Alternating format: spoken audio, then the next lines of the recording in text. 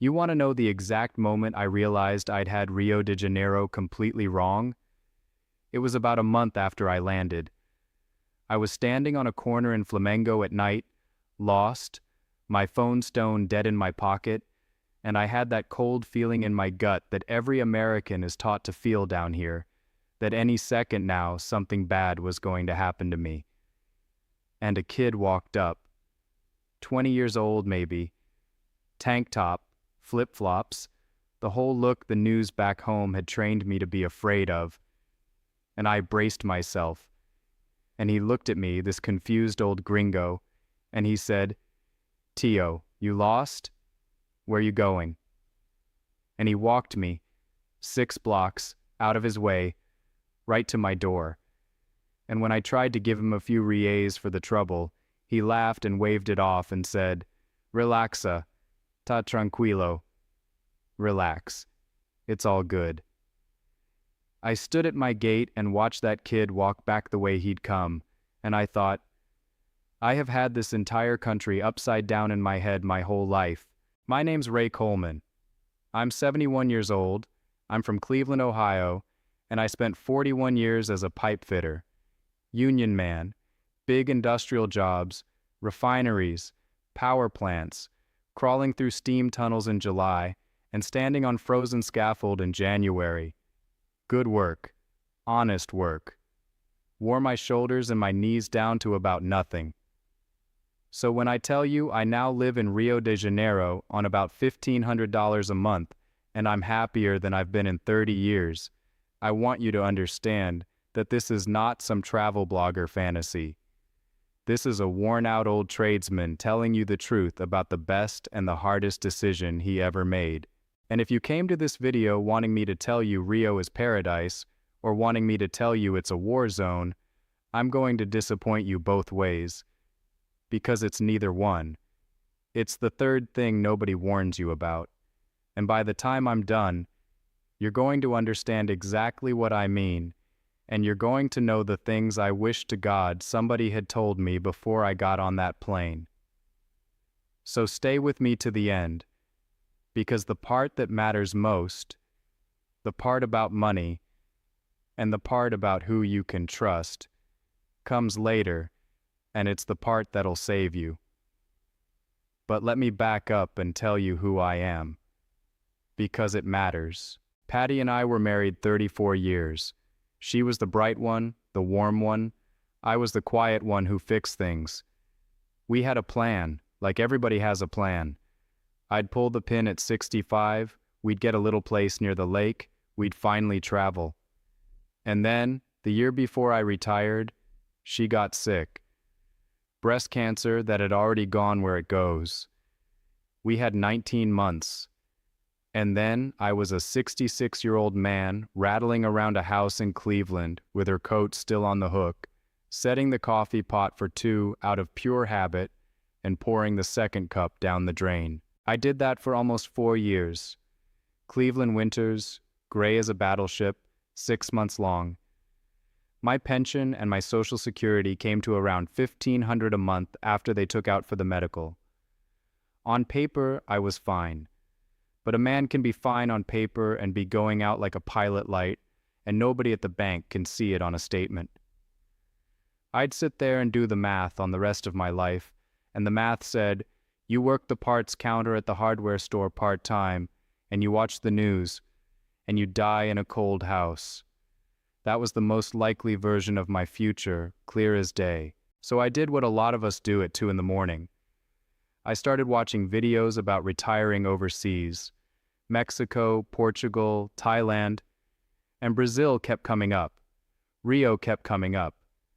And 2 things grabbed me. 1, the warmth. Not just the weather, though God knows after 50 Cleveland winters that mattered.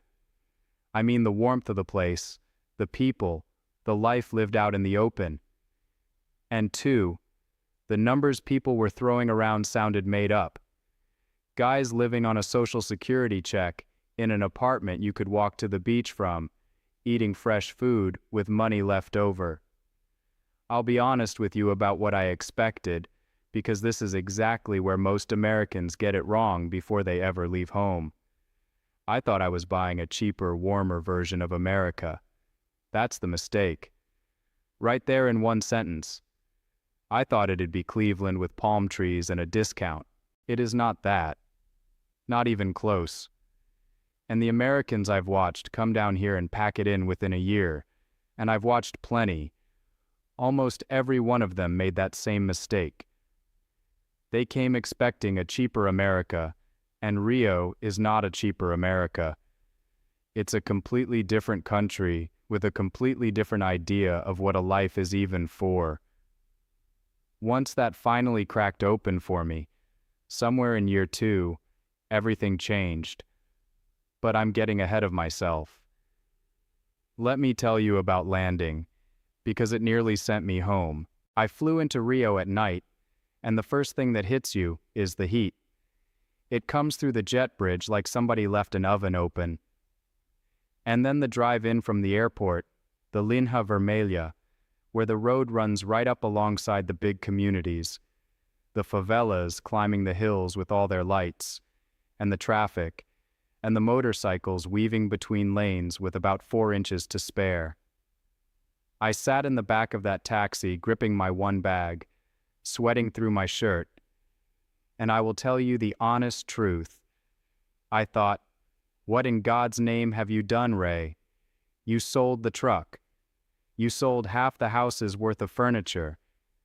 You're 71 years old, and you've flown 5,000 miles to a place where you can't read a single sign. I'd booked a little apartment in Flamengo, sight unseen, off the internet. And those first couple of weeks were brutal in a way I didn't expect, because the loneliness had bought a ticket too. It followed me right onto the plane. I couldn't order a coffee without pointing. I got on the metro going the wrong direction and rode it half an hour before I figured it out. I called my brother back in Ohio one night, and I think I actually said the words, "I don't think I can do this." But here's the first thing I need every American to write down. The Rio you're scared of, the one on the news. That's one Rio, and it's real. And I'll talk straight to you about it later because your safety matters to me. But it is not the whole thing. Any more than judging the United States by the worst block in the worst city would be fair. Rio is a city of millions of ordinary people getting up, taking the bus, raising their kids, helping a lost old man find his door. The life I was actually looking for wasn't in the postcard, and it wasn't in the crime headline. It was in the ordinary streets in between. And once I stopped bracing for a mugging on every corner and started actually looking at the people around me, the whole city changed shape. So let me talk about money, because it's the single most misunderstood part of this whole thing, and it cuts both ways. Yes, your big costs are lower, way lower. I rent a one-bedroom in a regular working neighborhood, not Copacabana, not the postcard, a real barrow where real cariokas live. And after the exchange rate, it runs me a fraction of what an apartment would cost me back in Cleveland, and I can hear the ocean if the traffic's quiet. A plate lunch at a por kilo place, where you pay by the weight, rice, beans, a piece of meat, salad, call it $6, $7, and you walk away full. A fresh pona chapa and a coffee at the corner Botekim in the morning, a couple of bucks. A haircut, a few dollars. The little neighborhood gym, almost nothing. Anything that involves a person doing something for you, that's where the real savings are. But here's the other side. And nobody puts this in the highlight reel. Anything imported costs the same as back home or a lot more.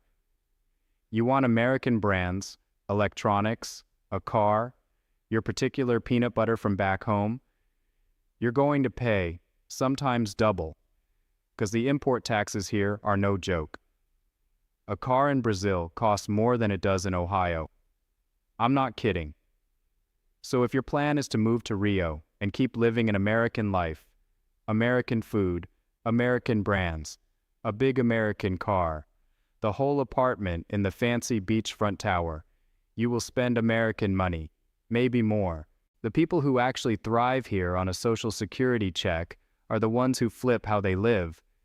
You eat what the locals eat, rice and beans and fresh fish and whatever's cheap at the feira, the open street market. You shop the feira, not the imported aisle at the fancy grocery. You take the bus and the metro. You let go of the brands. And when you do that, when you actually live like you're in Rio instead of trying to import Cleveland, then yes, a man can live a full, dignified, good life on $1,500 a month, and I'm proof of it. I also know guys burning through $5,000 a month down here because they can't stop eating at the LeBlanc restaurants and shopping at the import store, miserable the whole time. Same city, same exchange rate. Completely different outcome. Rio doesn't make you rich or poor. It just shows you, real fast, who you already are with a dollar. And while we're on money, let me give you the part nobody explains until you're standing at a cash machine at the worst possible moment with a line behind you. How do you actually get your American money into your Brazilian hand? For most of us, it lands in your bank back in the States and you pull it out of an ATM over here. And there are little teeth hidden in that, and they bite. The machines here have daily limits, lower than you'd think, and they'll charge you a fee on this end while your bank charges you another on that end, so you learn to pull the maximum less often. There's a national tax they tack onto a lot of foreign card stuff down here.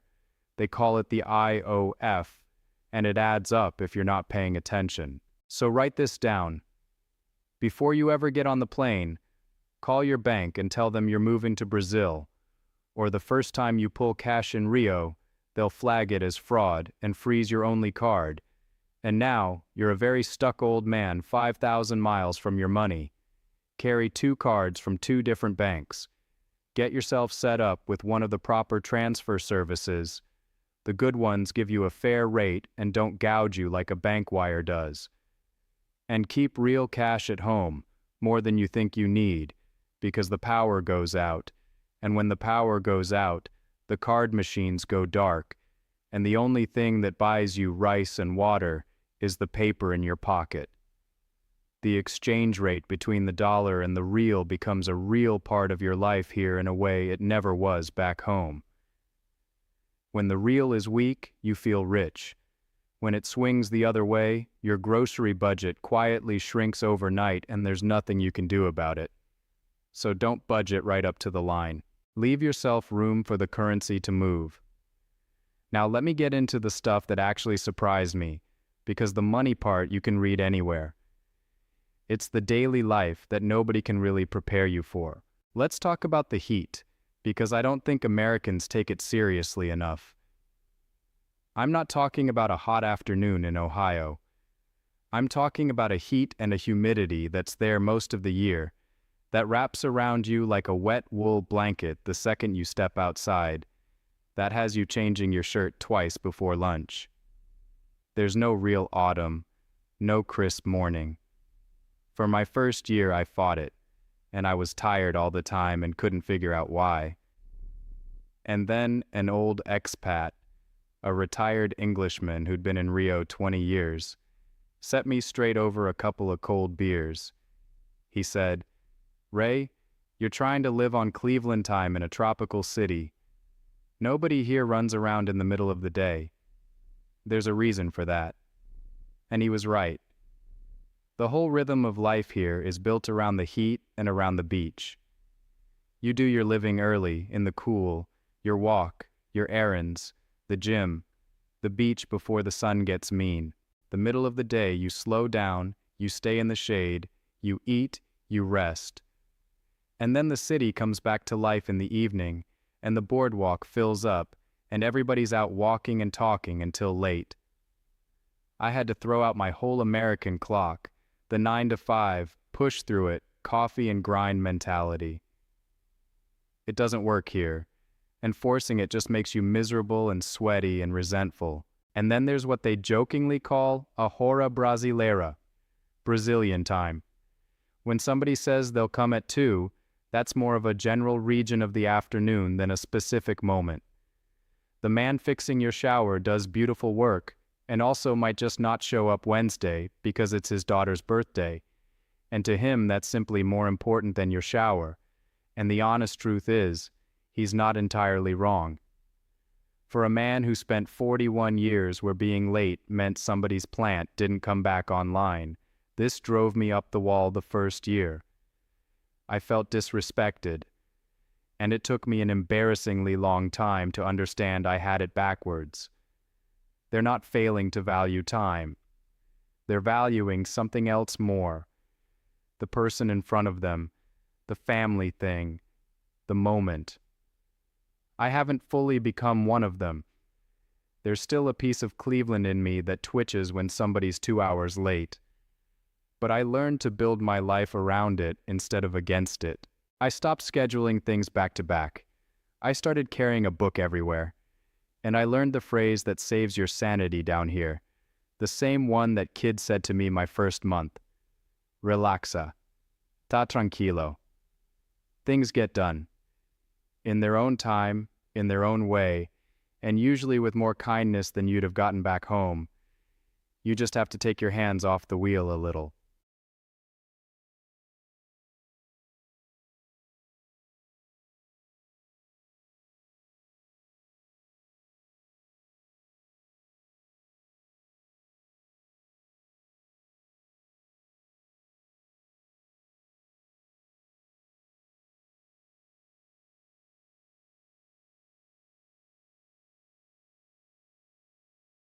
Now I promised you I'd talk straight about safety, because it's the thing every single American asks me about, and it's the thing the people who love you back home are most scared of. And I'm not going to wave it away, because that would be lying to you, and your life is worth more than a pretty story. So here's the truth, held in both hands at once. Rio has real crime, and you have to respect it, the way you'd respect deep water or a live wire. And also, most days, for most people, in most places, nothing happens because millions of ordinary people live their whole lives here just fine. Both of those are true, and any man who tells you only one of them is selling you something. Here's what 11 decades of common sense and a few hard lessons taught me. You don't flash what you've got. I don't wear a watch worth stealing. I don't pull out $1,000 phone on a quiet street. I don't walk around looking like a confused tourist with money. I dress down like the working man I am, and I pay attention. You learn the city block by block. There are streets that are perfectly fine at noon, and that you simply don't walk at night. And the locals know exactly which is which. So you ask them, and you listen. You keep a cheap second phone and a little give-up money in your pocket, because if it ever does happen, you hand it over without a word of argument. Nothing you're carrying is worth your life, and the ones who get hurt down here are almost always the ones who decide to be a hero over a phone. And the favelas, the communities on the hills, they are not the monster the news made them in your head. Real families live there, good people, and a lot of them are the warmest in the city. But some are controlled by people you do not want to meet, and the rule is simple. You do not wander into one as a sightseeing gringo. You go if a friend who lives there brings you for a reason, and otherwise you stay out and you do not point a camera. Respect the place and it will mostly respect you. I'll tell you, the single biggest thing that changed my safety down here had nothing to do with locks. It was learning the language and learning to carry myself like I belonged. The day I stopped looking like a lost tourist and started looking like a tired old man on his way to the market who knew exactly where he was going, that's the day I stopped being a target. In this city, looking like you belong is half your security. The other half is the people who get to know you. On my street now, the lady at the corner store, the guys at the Boteco, the moto taxi drivers on the corner, they look out for me. That web of neighbors is worth more than any alarm system, and you only get it by being kind, by being present, by being a regular human being on your street instead of a rich foreigner hiding behind a wall. Now let me tell you about the year it all nearly fell apart, because that's where the real lessons are. The first piece of trouble was the paperwork, and I need every American to pay attention here, because people wave their hand at this part, and it's the part that can actually get you sent home. You fly into Brazil on a US passport, and you get a tourist stamp, 90 days, and you can usually stretch it to 180 in a year, and a lot of guys just live as perpetual tourists, ducking out to Argentina or Uruguay to reset the clock. But it adds up, and you're always a little at the mercy of a system you don't fully understand. The thing you need from day one, more than anything, is a CPF. It's the Brazilian taxpayer number, and without it you can barely function. You can't really rent, can't get a proper phone line, can't do half of normal life. Get the CPF early, and if you want to actually stay, look into the proper retirement visa. Brazil has one for retirees who can show a steady income landing here every month, and getting it sorted changes your whole life. No more border runs, no more living in 90-day chunks. The federal police office where you do all this will test your soul. You take a number. You sit under a fan that's just moving the hot air around. And the list of requirements on the wall is the start of a conversation, not the end of one. They want this photocopy. Go across the street. They want it again tomorrow. And here's the lesson that goes way beyond paperwork. Getting angry is the single dumbest thing you can do, because the clerk behind that counter holds your whole life in Brazil in her hands, and she's got all day, and you don't.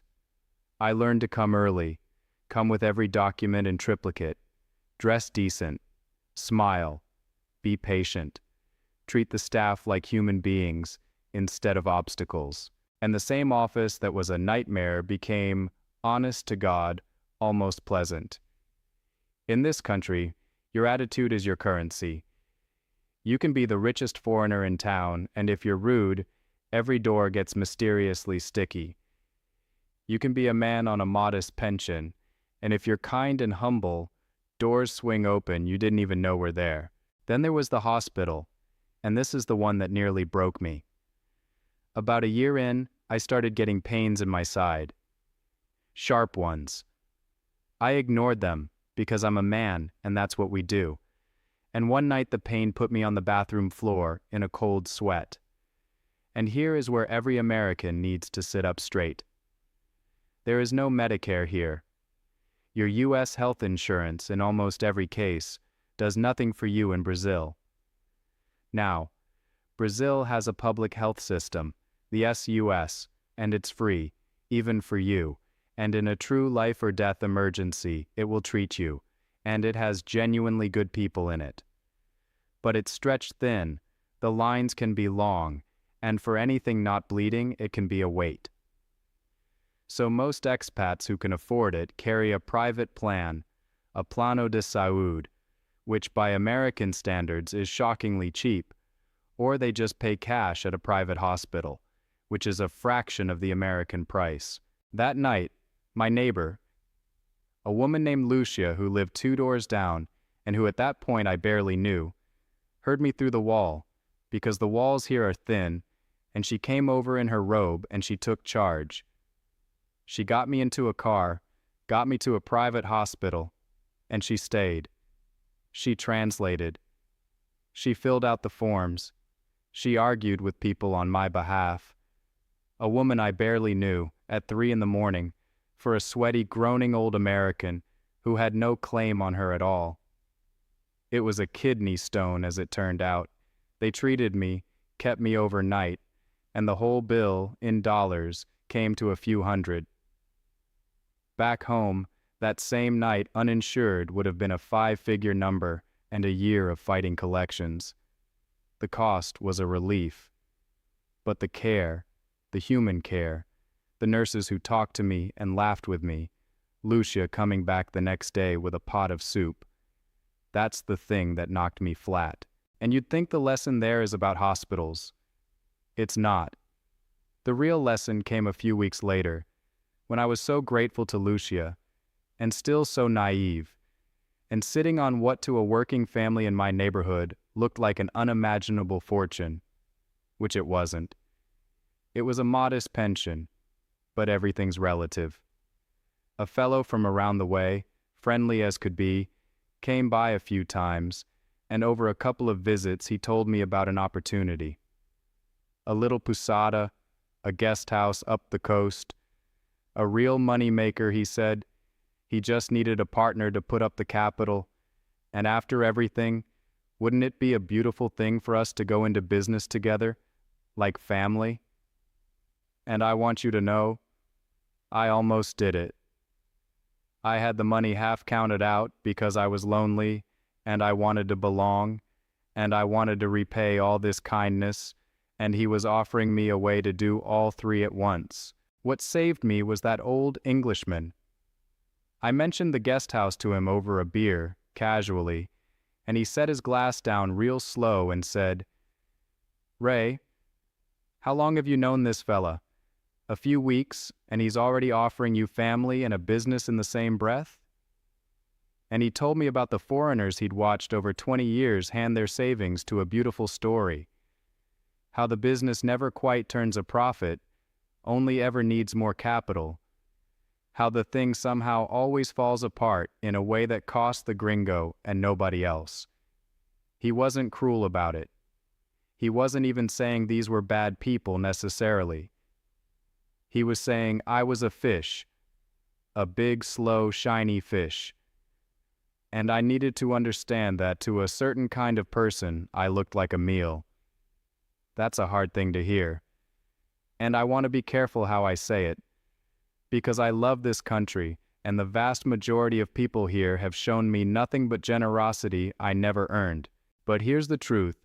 Every American moving here has to hold in both hands at once. The kindness is real, and so is the math. To a lot of people here, even a modest American is wealthy beyond imagining, and that creates a kind of gravity around you, a pull. Most people resist it out of pure good character. Some don't. And you cannot always tell the difference up front, especially when you're lonely. So you go slow.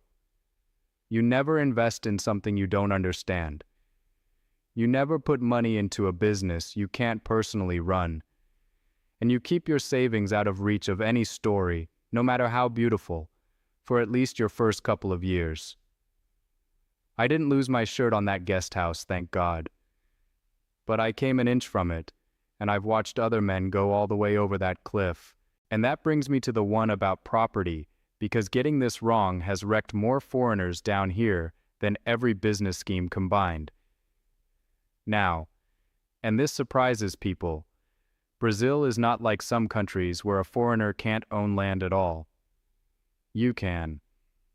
A foreigner can legally buy and hold the title to an apartment or a house here in his own name, and that's a real solid thing. So if you're going to buy properly.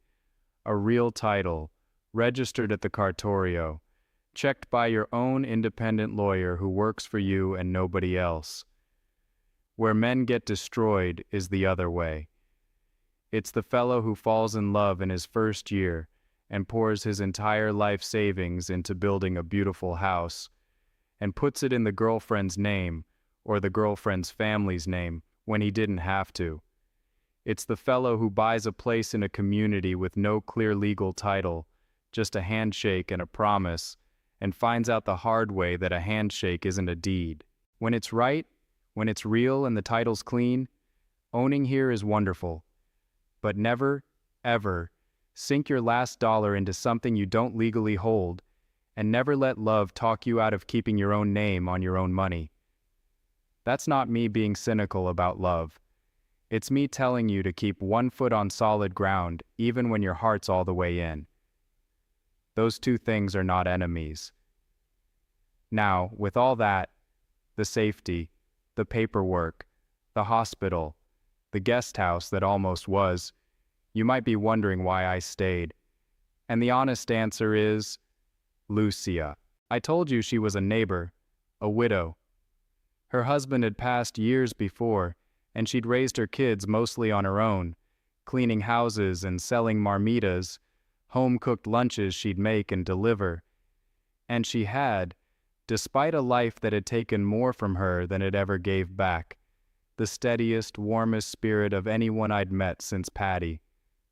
After the hospital, I started finding reasons to be out front when she walked by, and she started finding reasons to bring me a little too much food.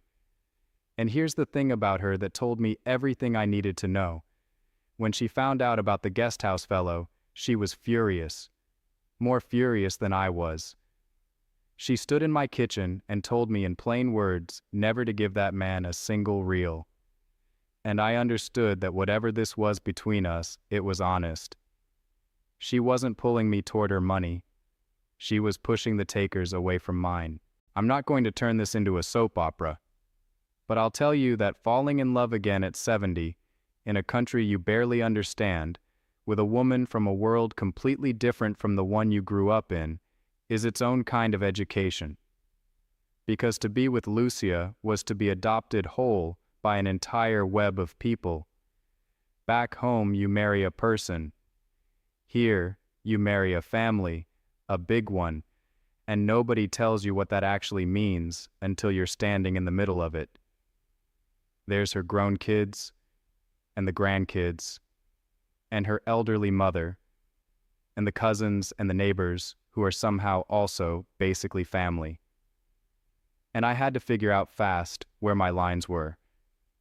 Not because the love wasn't real, it was, but because an American who tries to say yes to everything and everyone will be bled dry inside 2 years. And an American who says no to everything will end up alone and resented, having missed the entire point of the life he came here for. So let me give you the most important practical thing I can tell any man thinking of marrying into a Brazilian family. You decide your role with your partner, together, early, and then you hold it, with kindness. Lucia and I sat down and we decided. We'd help her mother, fully. That one's easy, that's just honor. We'd help put 2 of the grandkids through their studies, because education is the one investment down here that actually breaks the cycle, and helping a sharp kid finish school is the best thing your money will ever do in this country. But we would not bankroll grown men's business ideas. We would not be an ATM for every cousin's emergency. And when we said no, we'd say it warmly, we'd say it together, and we'd never humiliate anybody. Lucia handled most of it, honestly, because she knew exactly who genuinely needed help and who was just trying their luck in a way I never could have read. That's another reason a foreigner alone here is so exposed. You can't read the situation, and you end up either a sucker or a jerk. With her beside me, I could finally be neither. And while we're talking honest, let me say the thing about older foreign men and younger Brazilian women, because everybody whispers about it and nobody says it straight. You'll see it the day you land. Older gringos with women half their age, and people back home love to sneer at it. I won't, because life's complicated, and I've seen those pairings that were nothing but real love, and I've seen ones that were a transaction in a costume, and usually it's some of both, and only the 2 people in it ever really know. But here's what I'll tell any man coming down here looking for that. The warmth and the attention you're going to get here can go straight to a lonely man's head, especially a man who felt invisible back home for 20 years. The age gap by itself doesn't make a thing wrong, but it means you have got to be the grown-up about the money and clear-eyed about what's real. Slow down. Meet the family. Watch how she treats her own people. Watch whether it's about you or about what you represent. The good ones, and there are so many good ones, will respect you slowing down. It's the ones who push you to hurry, to commit, to spend, that you want to be careful of. I got lucky with Lucia. But it wasn't all luck. By the time she came along, I'd already learned to slow down. Let me tell you about the actual daily life now, the one I've been living for years, because I think this is what you really came to hear. I get up early, before the heat, the sun, and the noise of the city see to that anyway. I have my coffee, strong Brazilian coffee, the good stuff. I walk down to the feira when it's on, the open-air market, where the fish is fresh and the mangoes and the maracuja are piled up and still smell like the tree. And I've gotten to where the vendors know me. They save me the good tomatoes. They tease me about my Portuguese, which after all these years is still rough. But I try, and trying matters more than getting it right. I'll spend a handful of reais and come home with food for days. Lucia cooks, and I have fallen completely in love with the food, which surprised me, because it's not what I expected. There's feijoada, the big black bean and pork stew you eat on a Saturday until you can't move. There's fresh fish, and farofa, and pão de queijo, those little cheese rolls I could eat by the dozen. There's açaí, the real kind, thick and cold, that everybody here treats like fuel. And there's the boteco on the corner, where a cold beer comes in a little bottle wrapped to keep it freezing, and the old men argue about football for hours. And the football, meu Deus, the football. I didn't understand it when I came, and now it runs my weekends. I'm a Flamengo man now, because my neighborhood is, and when there's a big match, the whole city stops and roars at once, and you can stand on your own balcony and know the score by the sound. To get around, there's the metro, which is clean and easy, and the buses and the vans and the moto taxis, a fella on a motorbike who'll take you across the neighborhood for a few reais while you hang on and say a little prayer. And then there's Carnival and Réveillon, New Year's. And I have to tell you about those because they are unlike anything in America. My first New Year's, Lucia took me down to Copacabana with what felt like the entire population of Brazil. Everybody dressed head to toe in white. And at midnight, the whole length of that beach went up in fireworks, and people waded into the ocean to jump 7 waves for luck. She pulled me in with them, this old man from Cleveland splashing in the Atlantic at midnight like a boy, and told me to make a wish. And Carnival. The whole city comes apart at the seams in the best way. The street parties, the blocos, the drums you feel in your chest. And you do not have to be young or graceful to be welcomed into it. You just have to show up with an open heart. There's nothing in Cleveland, Ohio, that ever made me feel that alive. Now I promised you honesty, so let me give you the hard part straight, so you walk into this with both eyes open.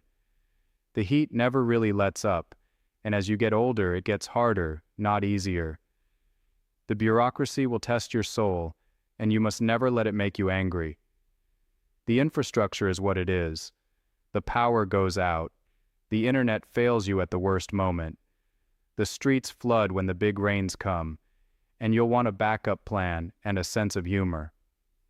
The safety thing means you never fully switch off your awareness, and that low-level vigilance is a real cost that the brochures don't mention. And there's the saudade. That's a Portuguese word, and there's no clean English for it, a kind of deep, aching missing for your own country, your own language, the friends who knew you when you were young, the grave back home you can't visit. That one never fully goes away. You just learn to carry it. So who is this life actually for? Because I get the messages, and I get the guys cornering me at the boteco, and they all want me to tell them, yes, come, it's paradise, just do it. And I won't, because it is not for everybody, and the ones who come for the wrong reasons are exactly the ones who end up bitter, sitting in the bars complaining about the country that took them in. If you're coming to Rio to run away from your problems, I promise you, your problems are going to be right there on the plane with you, just sweatier. If you need everything efficient and on time and exactly your way, you will lose your mind inside a month. But if you can take your hands off the wheel, take people as they come, live simpler, slow all the way down, and find your worth in something other than your bank balance, then I am telling you, there's a richness waiting for you here that money cannot buy back in America at any price. The ones who make it down here for the long haul, the happy ones, they all have one thing in common. They didn't come to be served. They came to belong. And this city can tell the difference about a week after you step off the plane. Here's where I land, after all of it. You don't come to Rio to get a cheaper version of the life you had. If that's all you want, stay home. It'll be easier.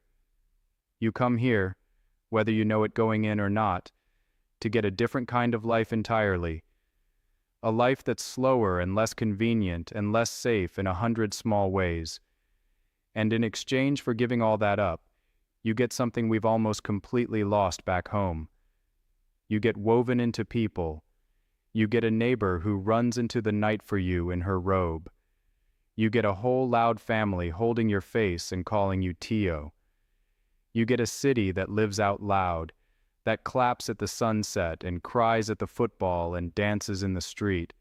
And somehow, in the middle of all of it, you stop being alone. We traded all of that away in America for our independence and our privacy and our convenience. And we told ourselves it was a good trade. And some mornings, sitting on my little balcony with my coffee and the whole loud, warm, beautiful tangle of this life around me, I am not so sure we got the better end of that deal. That kid, my first month, the one who walked me home and laughed and said, "Relaxa, ta tranquilo." I think about him more than he'll ever know. Because it took me 71 years and 5,000 miles to learn how to actually believe those two words. Relax. It's all good. I had to fly to the other side of the world and lose damn near everything I thought a life was supposed to be. To learn how to stop bracing for the worst and just let a place and a people be kind to me. That right there might be the whole thing. And I think it's worth more than anything I left behind. Dramatized story, told in the style of the channel, for storytelling and entertainment.